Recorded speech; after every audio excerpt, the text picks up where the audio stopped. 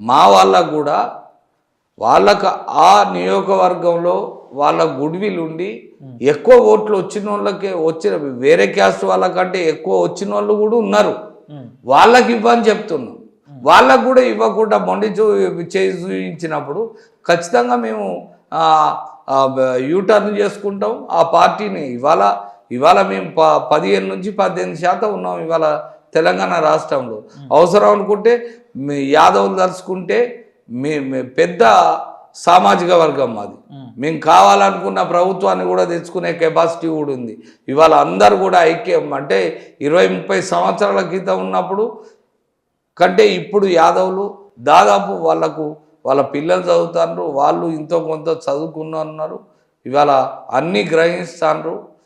కాబట్టి నేను కూడా నా పోరాటంలో నీతి ఉంది, నిజాయితీ ఉంది కాబట్టి వాళ్ళందరూ కూడా సపోర్ట్ చేస్తారు.